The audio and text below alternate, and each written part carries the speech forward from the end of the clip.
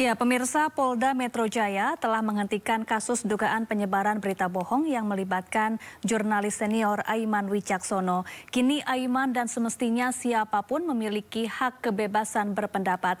Mari kita bahas bersama dengan Komisioner Pemantauan dan Penyelidikan Komnas HAM, ada Pak Uli Parulian Sihombing. Selamat sore, Pak Uli, apa kabar? Selamat sore, baik, kabarnya alhamdulillah baik. Baik, Pak Uli, apa dasar Komnas HAM ini mengeluarkan surat rekomendasi yang menyatakan bahwa kasus Aiman ini sebaiknya dihentikan karena Aiman sebagai seorang jurnalis memiliki hak kebebasan berpendapat? Betul, berdasarkan rekomendasi Komnas HAM yang sudah diterbitkan minggu ini, kami berpendapat bahwa Aiman Wicaksono berhak atas kebebasan berpendapat dan berekspresi. Nah, oleh karena itu kami juga mengapresiasi langkah kepolisian Polda Metro Jaya yang menerbitkan SP3 dan juga apresiasi untuk putusan MK yang menyatakan inkonstitusional pasal 14 dan 15 Undang-Undang Nomor 1 Tahun 46 tentang pemberlakuan Undang-Undang KUHP. Dan juga kami merekomendasikan pada kepolisian untuk menghentikan kriminalisasi atas dasar berita hoaks yang menggunakan dasar hukumnya pasal 14 dan 15 Undang-Undang Nomor 1 Tahun 46. Jadi intinya begitu, terkait dengan rekomendasi Komnas HAM atas pengaduan dari saudara Aiman Wicaksono. Baik.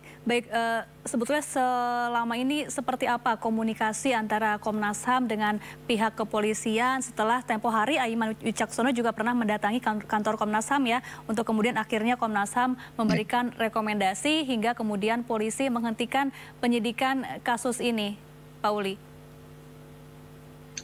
Kami meminta keterangan pada Polda Metro Jaya, dan kedua kami juga meminta keterangan kepada Dewan Pers. Nah, tentu Polda Metro Jaya merespon dan telah mengeluarkan SP3.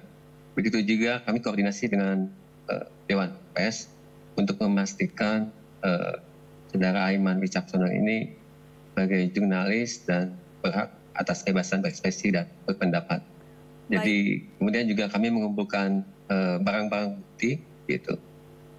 Baik itu keterangan dari saudara Aiman dan juga keterangan dari pihak-pihak lainnya. Dalam hal ini kami telah mengeluarkan rekomendasi minggu ini seperti yang saya jelaskan tadi. Kami mendesak agar kepolisian tidak menggunakan pasal 14 dan 15 terkait penyebaran berita hoax atau keonaran. Dan juga terhadap kasus-kasus lainnya, tidak hanya untuk Mas Aiman Wicaksono, tapi kasus lainnya yang menggunakan pasal 14 dan 15 agar juga dihentikan penyelidikannya. Karena dasar hukumnya sudah dinyatakan inkonstitusional oleh Mahkamah Konstitusi. Baik, kemudian bagaimana dengan pemulihan nama baik dan juga barang bukti yang kemarin sempat disita oleh penyidik Polda Metro Jaya? Terkait barang bukti, kami juga merekomendasikan kepada Polda Metro Jaya agar dikembalikan secara utuh ya. Barang bukti HP, nomor SIM card, kemudian juga Instagram, dan hal yang lainnya. Dan juga yang paling penting adalah untuk menjaga informasi dan privasi dari saudara Aiman Wicaksono. Sehingga tidak terlanggar hak privasi maupun informasinya, terutama terkait dengan substansi dari media sosial yang ada dimiliki oleh saudara Aiman Wicaksono, termasuk di dalam IG maupun medsos yang lainnya. Gitu. Baik. Kemudian Pak Uli, ini ada batas tipis ya antara kebebasan berpendapat yang dijamin oleh undang-undang, namun kita juga perlu hati-hati dengan jerat pasal seperti dugaan penyebaran berita bohong atau hoax dan juga ujaran kebencian. Ini bagaimana kita membedakannya sebagai langkah antisipasi agar ke depan masyarakat umum bisa lebih hati-hati untuk mengungkapkan pendapatnya dan tidak takut untuk dikriminalisasi, begitu Pak Uli?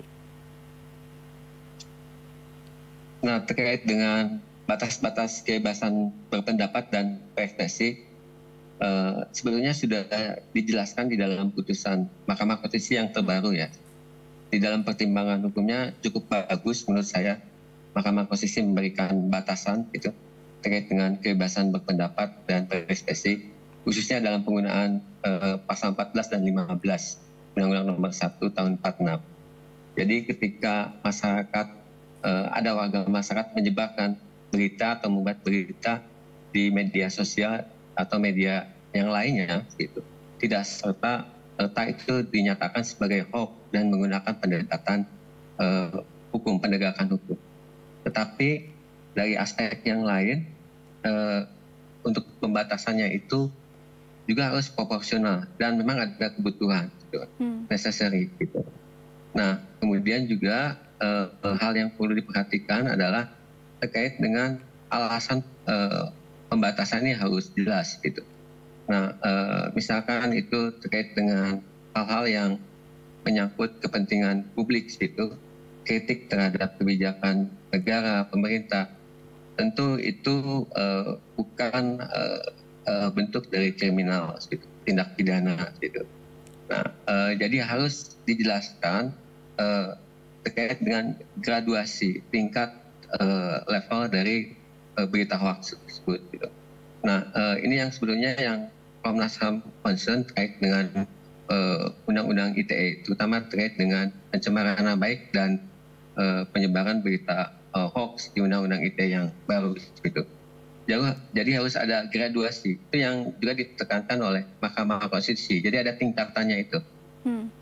Tentu kalau kita juga di sisi lain menghimbau Komnas HAM agar pengguna media sosial juga berpikir ulang dalam memposting, terutama terkait hal yang sensitif ada di masyarakat. Baik, apalagi di kasusnya Aiman Wicaksono yang merupakan seorang jurnalis yang juga memiliki hak ya untuk melindungi narasumbernya, begitu ya Pak Uli? Betul, ya. Ada sebagai jurnalis itu terikat dengan undang-undang pers, gitu. Itu di situ ada mekanisme hak jawab dan yang lainnya mekanisme yang ada di Dewan Pers juga, gitu. Komnas HAM menghormati proses itu. Di samping juga ada kebebasan untuk berpendapat dan berekspresi, termasuk perlindungan terhadap narasumber dan sumber-sumber yang lainnya yang relevan dan sesuai dengan aturan hukum, gitu. Baik, terima kasih Pak Uli Parulian Sihombing, Komisioner Pemantauan dan Penyelidikan Komnas HAM telah bergabung bersama kami di Sindo Sore. Selamat beraktivitas kembali dan salam sehat selalu. Sehat, terima kasih.